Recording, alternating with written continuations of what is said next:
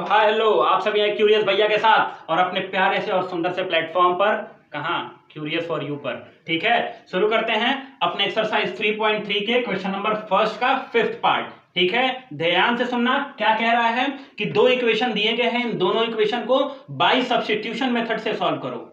ठीक है, by substitution method से सॉल्व करो। ठीक है, ध्यान से देखना, हमारा पहला इक्वेशन ये है और दूसरा इक्वेशन ये है और इन दोनों को ही हमें क्या करना है? सब्स्टिट्यूशन मेथड से सॉल्व करना है। ठीक है, तो हम सबसे पहले क्या करते हैं कि किसी एक इक्वेशन से x या y की वैल्यू निकाल लेते हैं। तो सबसे पहले हम यहां लिखते हैं फ्रॉम इक्वेशन 1। ठीक है, √2x plus √3y equals to 0।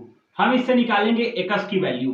ठीक है, अब देखो यहां दिया है √2x और प्लस √3y को जब उधर ले जाएंगे तो हो जाएगा माइनस √3y। ठीक है, इधर देखो ध्यान से कि x के साथ √2 मल्टीप्लीकेशन में है, तो जब राइट हैंड साइड में जाएगा तो वो डिवीजन में हो जाएगा।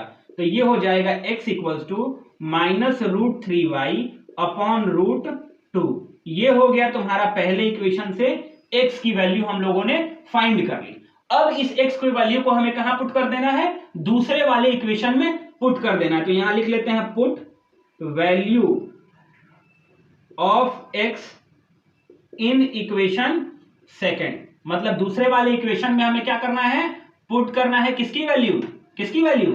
x की वैल्यू। ठीक है, तो सबसे पहले तो हम यहां लिख लेते हैं सेकेंड इक्वेशन माइनस √3x, ठीक है, माइनस √8y, ठीक है, इक्वल्स टू 0। ये हो गया तुम्हारा बच्चा लोग सेकेंड इक्वेशन।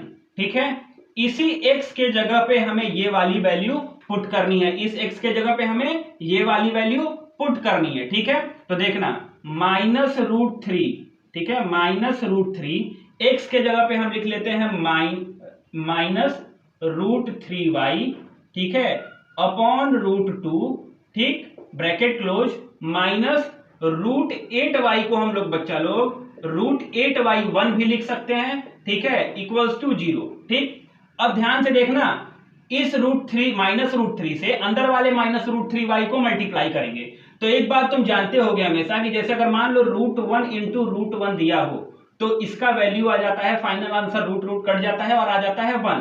तो उसी तरह अगर दिया हो माइनस √3 इंटू माइनस √3 तो माइनस से माइनस कट गया, रूट से रूट कट गया और आंसर आ गया 3। ठीक है, और इसके साथ अगर एक और चीज मल्टीप्लाई कर दिया है y, तो यहां भी हो जाएगा 3 इंटू वाई और ये हो जाएगा 3y। ठीक है, तो ध्यान से देखना, जब इससे हम इसको मल्टीप्लाई करेंगे तो आंसर आ जाएगा हमारा 3y upon √2 minus √8y upon 1 equals to 0। ठीक है, इसके बाद हम लोग क्या करेंगे? इन दोनों का एलसीएम लेंगे, तो ये हो जाएगा √2।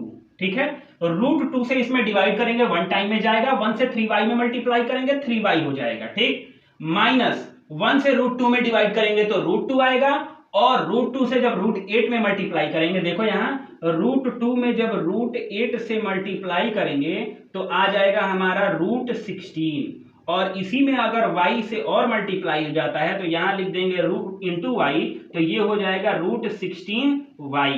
ठीक है, तो इसी चीज को हम यहां लिख देंगे √16y। कैसे आया? 1 से √2 में डिवाइड किए √2 आया, √2 से √8y में मल्टीप्लाई किए √16y आया। अब इक्वल टू हो जाएगा 0। ठीक है, ध्यान से देखना, इधर √2 क्या है? मल्टीप्लीकेशन में है, जब इधर जाएगा सॉरी डिवीजन में है और जब इधर जाएगा तो मल्टीप्लीकेशन में हो जाएगा। तो 3y minus √16y equals to √2 into 0 हो जाएगा। हो जाएगा, कोई भी नंबर जब 0 से मल्टीप्लाई होता है तो वो 0 ही हो जाता है, तो हम इसको मिटा के 0 लिख देते हैं। अब ध्यान से देखना, इन दोनों में से क्या कॉमन ले सकते हैं?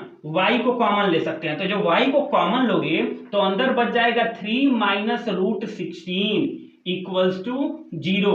तो तुम्हें ये पता है कि ये ब्रैकेट में है और ये अलग है, तो बीच में मल्टीप्लाई होगा जब ये ब्रैकेट हटेगा तो। ठीक है, मल्टीप्लाई होगा, लेकिन हम इसको आपस में मल्टीप्लाई ना करके जब ये चीज y के साथ मल्टीप्लाई में है और हमें y की वैल्यू निकालनी है तो इधर ये मल्टीप्लीकेशन में है, जब इस साइड भेजेंगे तो डिवीजन में हो जाएगा। तो ये हो जाएगा y equals to 0 upon 3 minus √16 और कोई भी नंबर कोई भी नंबर जब जीरो को डिवाइड करता है तो ये हो जाता है जीरो।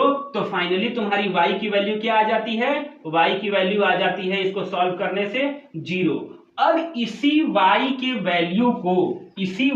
वैल्यू को जो x का वैल्यू आया है y के टर्म में उसमें हम पुट कर देंगे यहाँ पे y की वैल्यू जीरो, तो हमें x की वैल्यू हमारी मिल जाएगी। ठीक है, तो हम क्वेश्चन को मिटावत हैं और हम लोग पुट करेंगे y के जगह पर y की वैल्यू जो कि x का प्रॉपर वैल्यू आएगा।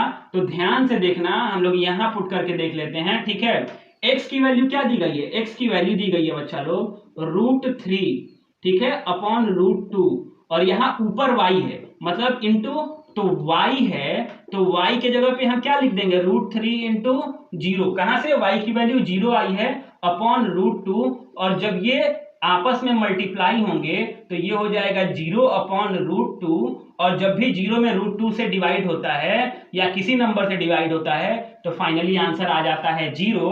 तो देखो, ध्यान से देखो, यहां मैं कहां लिख दूं, यहां लिख देता हूं ब्रैकेट बना के, आंसर है ये। y की भी वैल्यू जीरो आई है पहले, और जब हम लोग पुट कर रहे हैं तो x की भी वैल्यू जीरो आ गई कि नहीं। तो x और y की दोनों की वैल्यू जीरो आएगी सब्स्टिट्यूशन मेथड से सॉल्व करने पे। ठीक है, मजा आया हो लाइक करो, शेयर करो, मिलते हैं नेक्स्ट क्वेश्चन में।